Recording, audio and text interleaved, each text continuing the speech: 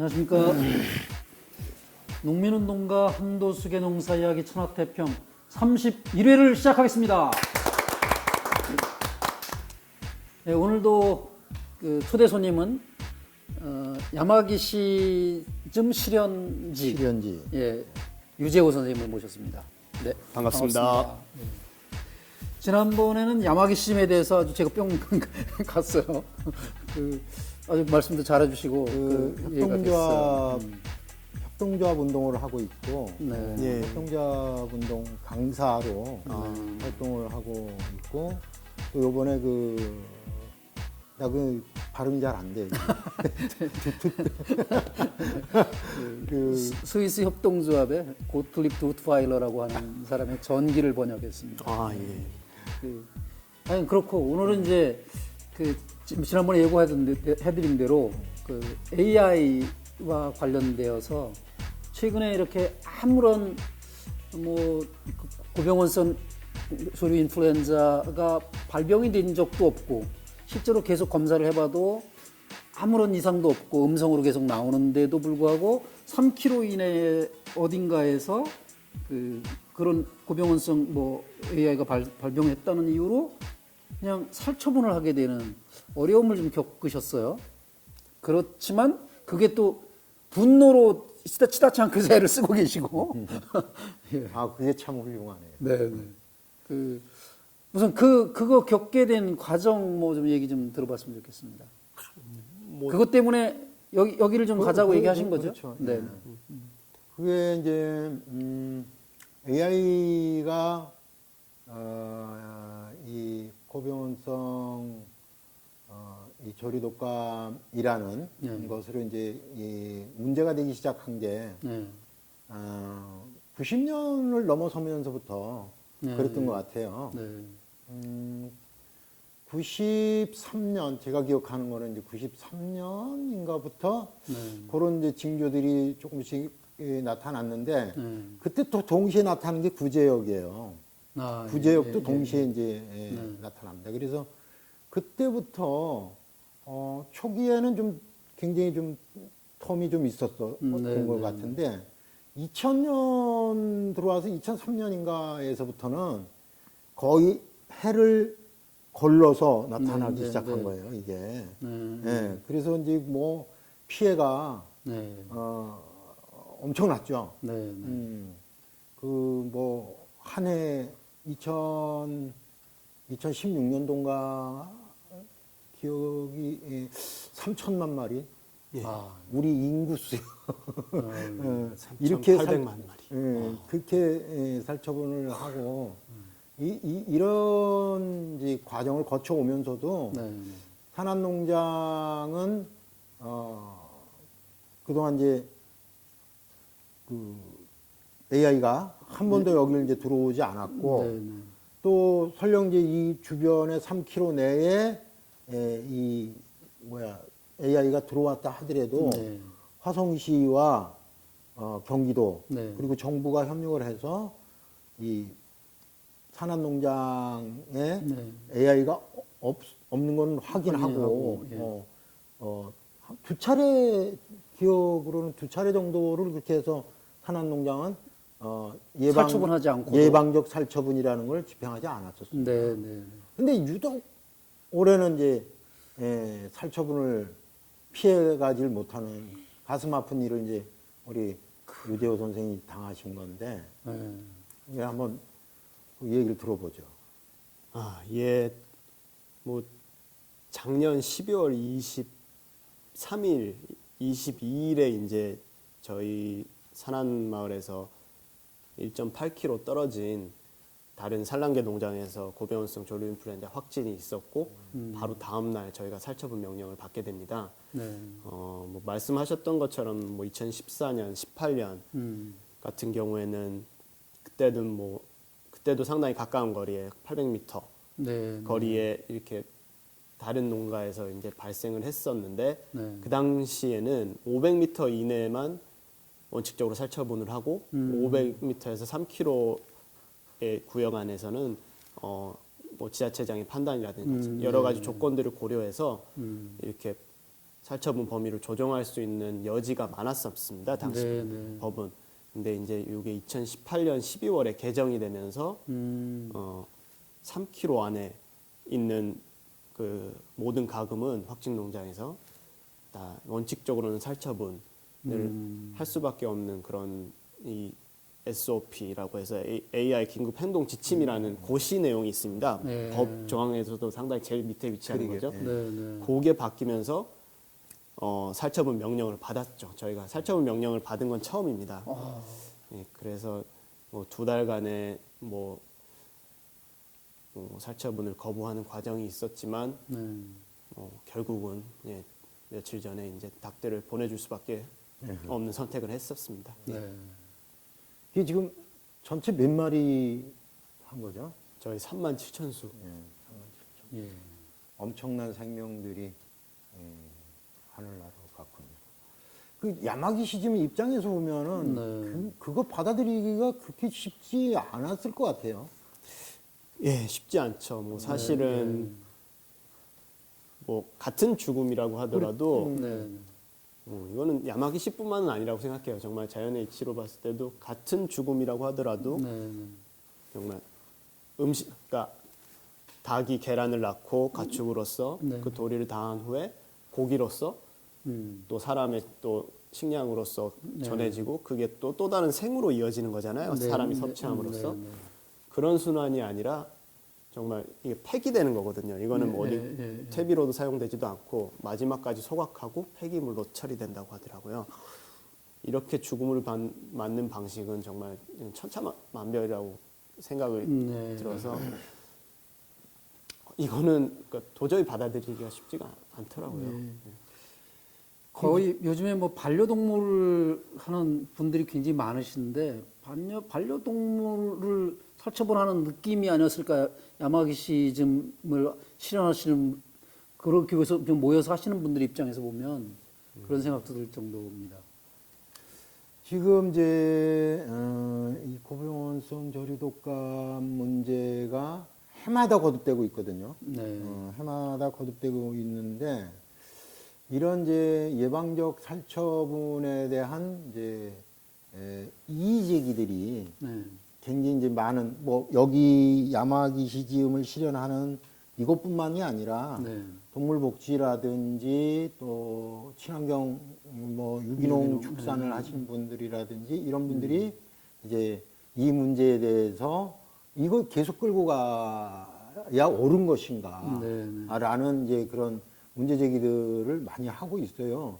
그런 측면에서 보면은 정부의 어떤 그런 부분들을 좀 강력하게 좀 어필을 하고, 뭐 다른 단체들도 지금 이제 굉장히 강력하게 좀 어필을 하는 것 같은데, 특히 이제 한 번도 그 주변에 AI가 발생했을 때도 살처분하지 않고 그것이 외부로 확산되지 않았다는 게 증명이 되는. 그러니까 그 전례도 있는데 왜 그렇지. 이렇게. 그럼에도 불구하고 농림부가 이렇게 한다는 건 이건 폭거라고 보여질 수도 아니, 있겠는데 2018년에까지도 괜찮았는데 여기 산한 농장에서 좀 적극적인 좀 어필을 좀 했으면 어땠을까 하는 생각이 드는데 그거는 어떤 경제적인 문제도 좀 같이 있는가요? 저희는 뭐 할 수 있는 모든 방법을 다 했다고 생각이 듭니다. 지금으로서는 뭐 지난 2달 동안 뭐 만날 수 있는 뭐 시의원, 도의원, 지역구 국회의원들이 다 여기로 왔다 가셨어요. 저희가 나갈 수가 없으니까 여러 가지 일단은 조류독감이 걸리면 안 되니까 다 여기 오셔서 이야기를 듣고 가셨고. 혹시 장관도 왔었나요? 장관, 농림부가 제일 소통하기 어려웠던 단체였죠. 다른 경기도나 화성시, 뭐 자기들의 입장도 있지만 일단은 다양한 채널로서 소통해오고 어떻게 하면 살려갈 수 있을지에 대한 뭐 단위 나름대로의 노력은 있었습니다. 하지만 농식품부 같은 경우에는 뭐 면담을 하기가 너무 힘들었고요. 마지막 살처분하기 전날, 살처분을 제가 결정할 당일날 이렇게 성사가 되긴 했지만 그마저도 뭔가 뭐 다른 의견이라면 다른 의견이라도 충분히 들을 자세가 저희는 돼 있었는데 어떻게 생각하는지 좀 듣고 싶다 정말. 이렇게 돌려서 나오는 이야기가 아니라 아버님 왜냐하면 저희는 축산을 계속 할 거고 앞으로도 네. 결국은 파트너라고 생각을 하기 때문에 네. 이거를 만들어가는 그런 데에서 정말 이야기하고 싶었는데 뭐 전혀 그런 느낌이 아니었더라고요. 그리고 뭐 그런 데에서 좀 아쉬움이 많았고요. 근데 지난 2달 동안 뭐 국회도 찾아갔고요. 국회에서도 사실은 그 상임위에서 7명이나 국회의원이 여기에 대해서 발언을 했는데 이거는 흔한 일은 아니라고 하더라고요. 이런 사안에 대해서. 그러니까 뭐 사실은 뭐 친환경 농가 말씀하셨지만 친환경 농가뿐만이 아니라 사실은 저는 공작식 축산을 옹호한 건 아니지만 생명의 가치는 다 똑같다고 생각이 들거든요. 네, 네. 그래서 모든 업계 관계자 그리고 소비자 단체, 환경 단체, 뭐 동물보호 단체 모든 것이 한 목소리로 문제가 있다는 의견을 냈음에도 이 행정이 뭐 폭거라는 말씀을 하셨는데 적법하다는 이유 그리고 자신의 논리에 대해서 이렇게 정말 끝까지 고수하는 이런 면에서 참 앞으로 어떻게 해야 되나 그런 그러게요. 생각을 많이 했습니다. 그런 걱정이 될 수밖에 없을 것 같아요. 왜냐하면 이게 이제 이 조류독감이 이게 퍼지는 거를 이제 공기 이동이나 뭐 이런 문제로 해서 이제 500m 뭐 1km 뭐 3km 이런 구역을 이제 정하는 건데 지금은 모든 게 이게 이제 도로망이나 뭐 이런 걸로 연결돼 버리니까 공기보다 더 빨라요 이게. 그래서 이게 의미가 없다. 그렇게 이제 주장하는 학자들도 있어요. 그래서 그런지 이제 축산 선진국들을 보면 그 검사를 해서 이상이 없으면 막어요 일단.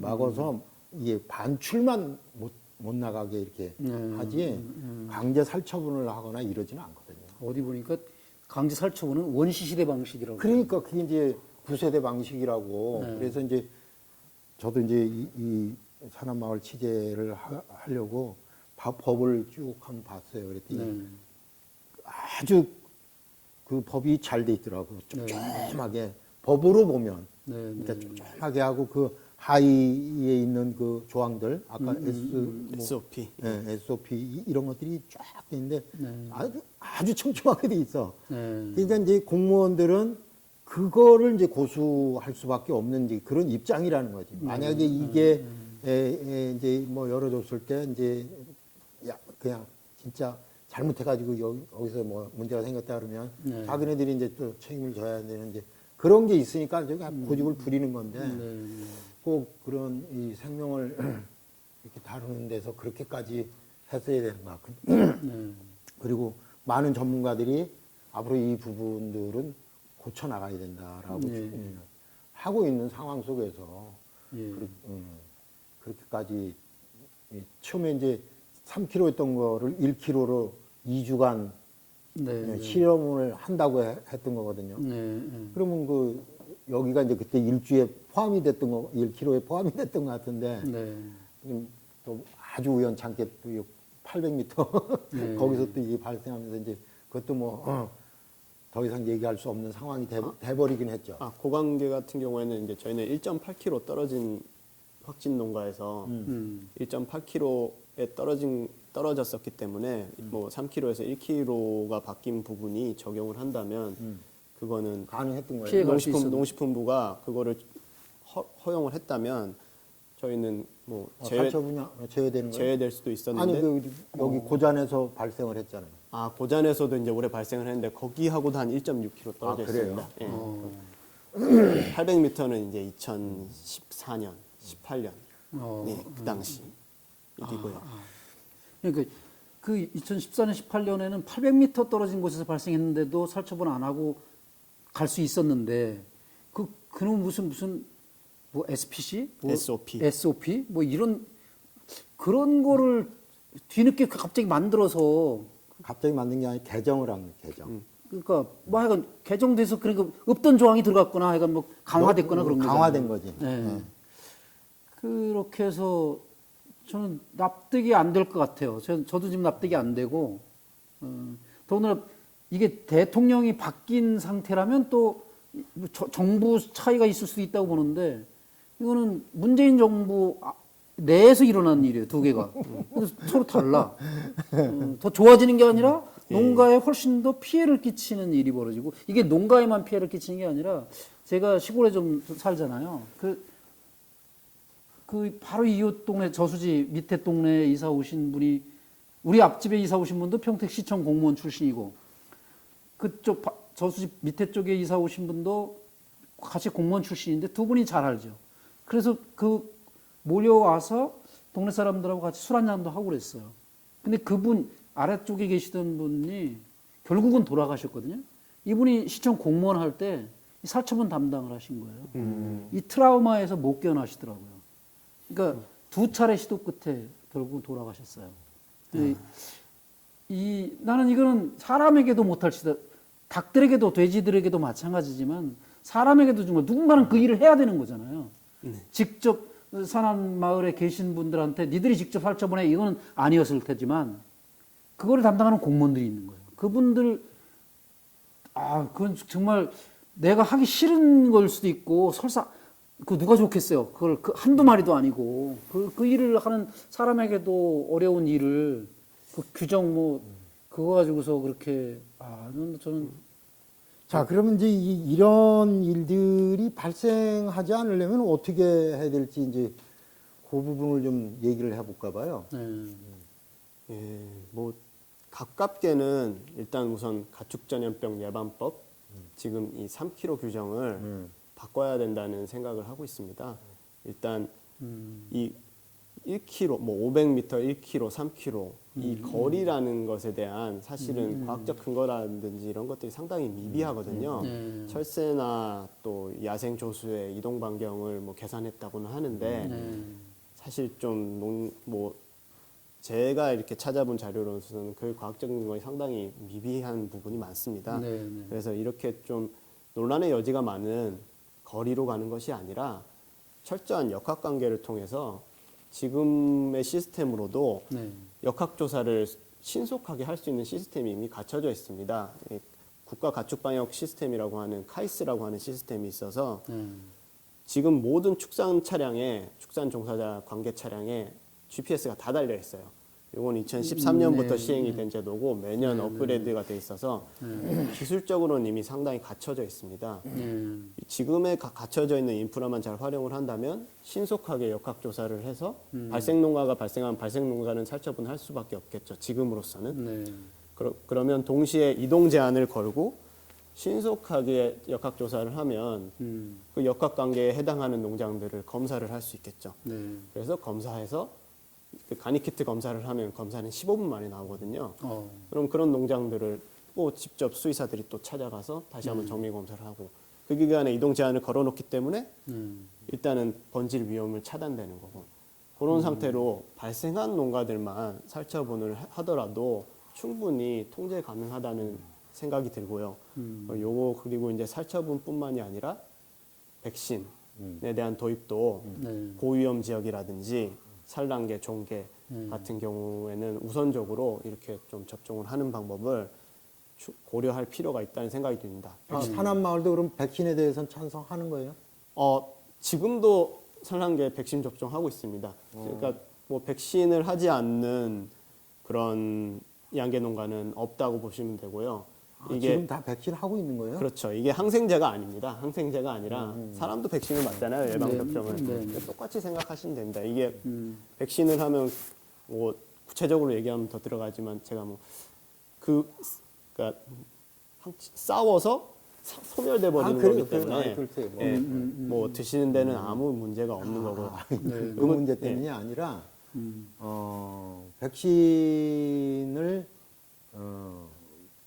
이제 외부로 이게 이제 뭐 닭뿐이 아니라 이제 그 뭐 소나 돼지 같은 것들은 이제 뭐 수출도 하고 막 이러는데 이제 백신을 하면 못 나가거든. 청정국지 말씀하시는 것 같은데 사실 한국 가금 산업에서 수출이 차지하는 비율은 진짜 극히 낮습니다. 그래서 그거는 사실은 업계에서는 고려 사항이 아니라고 보셔야 될 것 같습니다. 그럼 지금 현재 백신들을 다 하고 있다. 여러 가지 백신들을 하고 있죠. 약에 대해서. 뭐 예를 들어서 저병원성 조류인플루엔자에 관한 백신도 하고 있습니다. 그렇기 때문에 저병원성이 오더라도 이렇게 강경한 대처를 하지 않는 거고요. 농가도 버텨낼 수 있는 거죠. 병이 오더라도. 산업농장은 그동안에 지금 이 시설 내부도 지금 이제 그런 이 AI 고보영성 AI에 대한 어떤 방역 시스템들은 다 또 이렇게 갖춰져 있었다고 얘기를 하더만요. 예, 저희가 뭐 사육 방식으로서도 건강한 면역력이 강한 닭을 길러서 질병에 바이러스에 강하게 기르자는 그게 하나 있고요. 그곳에만 의지하는 것이 아니라 그 방역 시스템도 사실 최근 한 2, 3년간 상당히 투자를 많이 해서 뭐 현대화도 했고요. 그 방역 동선이라고 하죠. 그 교차 오염을 줄이기 위한 동선도 상당히 많은 개선을 했는데요. 이게 경기도에서 하는 방역 동물복지형 방역 선진화 사업이라는 그런 사업이 있어요. 이게 자부담 60에 이제 시도 부담 40으로 해서 7억 4천짜리 사업이었는데요. 그러니까 어떻게 보면 시도비를 투입을 해서 뭐 차량 소독기라든지 뭐 여러 가지 부대 시설, 방역에 관련된 시설들을 뭐 설치를 해서 운영이 갓 돌아가고 있는 상황이었는데 결국은 이게 그 모든 시설들의 준공이 끝난 게 12월 22일이었습니다. 그리고 저희가 살처분 명령을 받은 게 12월 23일이고요. 그러니까 그런 어떻게 보면 화성시와 경기도 쪽에서도 이런 방편으로서 질병이 왔을 때 대응할 수 있는 그런 어떤 뭐 모델의 하나로서 그런 사업을 지원을 해서 혈세를 들여서 이게 정말 시험대에 오른 건데 제대로 이게 사용해 보지도 못하고 그냥 물거품이 된 상황이 돼버렸죠. 그래요. 그러면 이제 아까 좀 그 촬영 들어가기 전에 잠깐 그 질문을 해본 적이 있었는데 그때 말씀 여쭤봤던 것을 다시 한번 여쭤볼게요. 이렇게 살처분하면 국가에서 이 살처분에 대한 피해 배상을 좀 해주죠. 예. 그런데 바로 안 된다는 거예요? 뭐 저희도 구체적인 처음이라 뭐 경험은 없으시고 예, 경험도 없고 구체적인 이야기를 뭐 그 시도와 이렇게 하질 않아서 지금까지는 뭐 저도 정확한 정보를 전달해드리기는 어려운 점이 있지만 이제 주위 다른 농가들 살처분했던 농가들의 이제 건너들은 정보로는 뭐 겨울에 살처분을 했더라도 이게 시도비 중앙정부에서 나오는 금액이 따로 정해져 있고 부분적으로 이렇게 받을 수 있는 부분도 있고 뭐 최종적으로 이게 다 지급이 될 때까지는 뭐 가을이 지나서야 된다든지 뭐 그런 얘기도 들려오더라고요. 근데 이제 영세농가 같은 경우에는 알이 나올 때까지 앞으로 한 5, 6개월이 또 기다려야 되는데 그 기간 동안에 수입이 없는 경우에는 그냥 그렇게 쓰러지는 농가들도 많이 있다고 하더라고요. 그럴 것 같아요. 지금 올 겨울에 지금 1, 2월에 살처분이 이루어졌는데 올 가을 10월, 11월 막 이때쯤에 뭐가 보상이 나오거나 뭐 한다고 그러면 그때까지는 버텨야 되는 거 자기 살림 가지고 자기 돈 가지고 버텨야 되고 거기다 지금 또 바로 또 입식이라고 표현하던가요? 그 바로 또 입식이 안 된다면서요? 여기 뭐 어쨌든 소독은 했겠지만 예, 그렇죠. 이제 뭐 살처분, 예방적 살처분도 마찬가지고 그 예방적 살처분이 끝난 그 지역 내에서 살처분이 끝난 후 30일 이후에 안전하다는 그런 확인이 된 시점부터 병아리를 받아들일 수 있기 때문에 뭐 기본적으로는 최소 한 달은 또 기다려야 됩니다. 병아리를 받기 위해서. 또 이게 전국적으로 지금 많은 살처분이 진행됐기 때문에 닭들도 죽고 부화장이라든가 종개장도 살처분을 당했기 때문에 병아리 수요는 모자란 상황입니다. 일시에 다 필요한데 그 병아리 가격도 상당히 올라갔기 때문에 저 인근 농가 같은 경우에 제가 들은 얘기로는 이거를 병아리를 드려야 되나 말아야 되나 하는 생각을 하시더라고요. 드려봤자 또 수익이 안 나니까. 나는 것도 오래 걸리고. 그렇죠. 산업농장이 이제 앞으로 그러면 이제 요런 이제 경험을 한번 이제 어떻게 됐든 하셨으니까 이게 또 이제 앞으로 이 조류 인플루엔자가 들어오지 않도록 이제 최대한 노력을 하고 지속 가능한 농장이 돼야 될 텐데 거기에 대한 뭐 대안들이나 이런 것들은 뭐 식구들하고 뭐 의논하거나 그런 건 없습니까? 뭐 저희도 많은 생각을 했었고 뭐 단기적으로 장기적으로 이제 해나갈 것들에 대해서 이제 좀 정리를 하는 시간을 지금 가지고는 있는데요. 뭐 짧게는 말씀드렸던 가축전염병 예방법의 개정이 당장 이거는 올 가을부터의 또 일이니까 법의 개정도 필요하고 시 또 도 단위의 지자체 단위의 어떤 방어막들 도 필요하다는 생각이 있는데 그거에 대한 운동을 계속 전개를 해가는 점이 하나 있고요. 또 더 길게 봤을 때는 사실 이 그러니까 시민들이 생명을 대하는 그런 자세, 그런 감수성의 변화가 가장 절실하지 않나 그런 생각을 많이 했어요. 저는 사실 뭐 반려동물 얘기도 하셨지만 그 어떤 동물보호단체에서는 이런 이야기를 하더라고요. 만약에 저렇게 포크레인으로 닭을 지디기는 영상이 보도된 적이 있는데 저게 개나 고양이였으면 큰일 났을 거라고. 이미 청와대가 폭파됐을 거라고 그런 표현을 쓰시더라고요. 근데 사실은 같은 생명이잖아요. 근데 제가 느끼는 이 시민들의 반응은 물론 안타까워하시지만 1차적으로는 이거는 치킨인 거예요. 그러니까 생명이기 전에 치킨인 거고. 아니 그렇게 보지 않아요. 예. 닭하고 치킨은 다르게 봐요.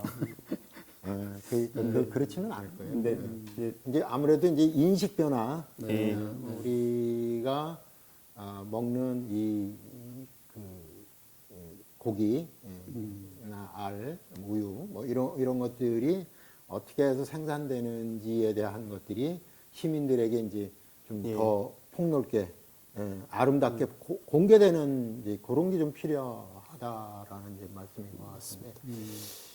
저는 또 이런 생각도 해봤어요. 지금 산안농장에 지금 입식돼 있는 지금 이번에 살처분된 닭이 종류가 몇 가지나 돼요? 저희는 하이라인 브라운이라고 하는 종을 보통 한 종만 봤습니다. 그렇죠. 그 군에. 근데 이 앞에는 하이라인 브라운과 이사 브라운 두 종을 받아봤어요. 좀 시험적으로 또 그러니까 예전에 키워봤던 종이긴 한데 섞어서 길렀어요? 그렇지 않습니다. 따로 떨어뜨려 놓고 그러니까 군을 비교해 보기 위해서 또 그렇게 시험을 또 하는 그러니까 중이었습니다. 이제 저는 이제 왜 여쭤봤느냐면 이게 이제 유전적 다양성의 문제가 있는 거예요. 이 병을 이기려면은 유전적 다양성으로 혼혈들이 일어나고 이제 그렇게 되는데 이거를 새끼를 만드는 공장은 따로 있거든. 거기서 이제 뭐 미안하긴 하지만 찍어낸 것 같은 이것들을 가져와 버리니까 유전적으로 다양성이 훼손돼 버린 거예요. 하나의 조류 인플루엔자가 번졌을 때 그렇죠. 어떤 닭은 조금 강할 수 있는데 그렇죠. 어떤 닭의 경우에는 그냥 싹쓸이 돼가는 이런 경우가 있어요. 그런 유전적 다양성에 대한 고민도 좀 같이 산업농장이 진짜 앞서서 한번 해보는 게 어떻겠느냐. 왜냐하면 지금 이제 소비자들은 똑같은 알을 원해. 그렇잖아요. 해봤으니까 알 거 아니야. 노란 알도 있고 뭐 파란 알도 있고 흰 알도 있고 그러면 이거 왜 이래? 어떤 거는 크고 어떤 건 작고 이러면 왜 이러냐는 거지 소비자들이. 소비자들이 이거를 인식을 하고 이해를 해줘야 돼. 근데 이게 안 되는 거지 아직까지는. 그러나 산안농장이 이 야마기시즘이라고 하는 이 철학 속에서 농장을 운영하고 지속 가능한 걸로 만들어 간다고 한다면 이것도 시민들에게 알리고 함께 해야 될 필요가 있지 않나 이런 생각이 듭니다. 어때요? 한 가지 저희도 이제 생각이 든 게 조금 동떨어진 얘기 같기도 하지만 결국에는 이 농사가 그러니까 농업이라는 게 그러니까 농사에는 농업만 있는 건 아닌데 농업의 가치로만 평가받는다는 게 그런 것들을 많이 느꼈어요. 이 행정 안에서도 맞아요. 그런 것들을 이 사태를 통해서 정말 사실은 좀 절실하게 느꼈는데 그러니까 농사의 가치를 평가해 줄 수 있는 인식이 국민들뿐만이 아니라 저희 스스로도 사실은 이렇게 하다 보면 뭔가 효율이라는 이름 속에서 이렇게 뭔가 조금 이렇게 존중하지 않았던 그런 저희의 여러 가지 행위들이 있거든요. 정말 닭을 보고 관찰하고 정말은 어떨까라는 행위들에 대해서 그런 거에 대해서 굳이 뭐 한 번만 보면 되는데 두 번, 세 번씩 볼 거 뭐 있어? 뭐 이런 것들에서 그냥 소홀히 지나쳤던 그런 행위들에 대해서 좀 더 소중하게 생각하고 다시 한번 그런 데서 집중해서 해나가는 것들. 뭐 종 다양성도 마찬가지지만 그런 틀에서도 뭐 그런 생각을 두 분이 해봐야 될것 뭐 같습니다. 맨날 만나서 입을 맞추신 분들처럼 농사에 관한 철학이 똑같으시네요.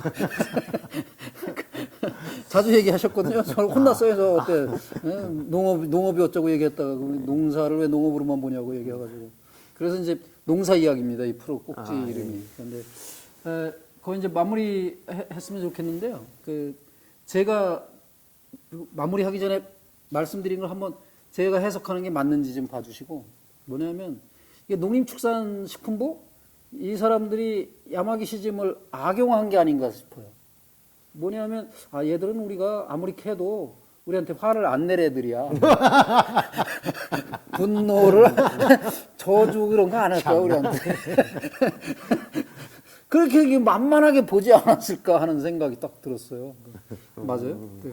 그건 제가 알 수가 없어요. 어떻게 봤는지 알 수는 없는데 뭐 저희도 진짜 막 화가 나는 순간도 있었죠. 근데 그 순간에 이런 나는 어떨까라고 이제 바라보려고 노력한 점이 있는데 쉽지 않았죠. 이 긴 기간 동안. 그 분노는 이상배 씨가 대신한 건가? 예. 그런 것도 좀 있었습니다. 그런 이상배 씨하고 어떻게 같이 또 사이좋게 해갈까가 상당히 의미 있는 과정이었던 것 맞아요. 같습니다. 난 지금 얘기하다 보니까 그런 생각이 언뜻 들더라고요. 이상배 씨가 누구예요? 나는 지금. 저기 송산에 포도가 나는 친구인데 요번 이 AI 관련해서 여기 화성 지역 연대 제가 이제 이렇게 구성이 돼서 같이 활동을 했던 분이에요. 그러시군요. 예. 그래요. 어쨌든 하여간 그 산안마을의 이번 일로 그 주저앉을 정도는 아니겠지만 그 잘 딛고 일어나셔서 더 큰 철학을 하나 또 만드시고 그 하여간 전국에 그 AI 뭐 조류 인플루엔자 때문에 살처분을 당하고 하는 이런 축산 농가들 뭐 구제역 때문에도 마찬가지고 이런 농가들에게도 좀 희망이 되는 그런 뭐 모델을 좀 만들어 주셨으면 좋겠다는 생각이 들고 정부가 좀 반성을 해야 되겠다는 정부가 느꼈습니다. 이게 모델이었어. 네네. 모델이었는데 산안마을이 모델이었는데 이걸 깔아 뭉개버린 거지 지금. 그래서 복고라는 얘기를 하는 거예요.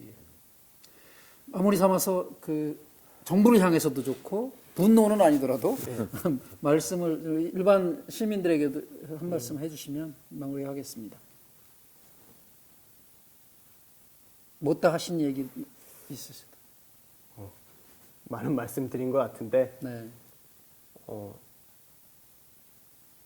다시 한번 말씀드리지만 정말 닭이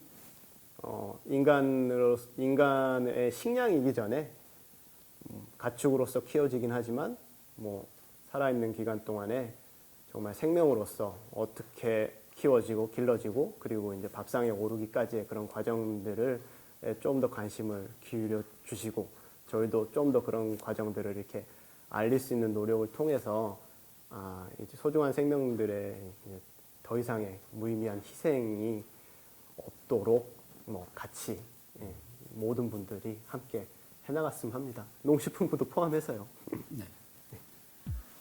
고맙습니다. 고맙습니다. 좋은 말씀. 마무리 바로. 됐습니다. 예. 자, 지금 2회에 걸쳐서 그 화성시 향남에 있는 야마기 시즘 실현지에 찾아왔고요. 그 AI와 야마기 시즘의 그 전체 철학을 다 다루지는 못했지만 유재호 선생님을 통해서 충분히 좀 이해할 수는 있었다 이런 생각을 듭니다.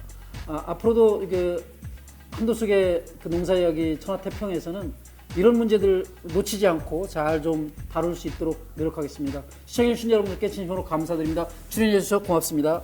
고맙습니다.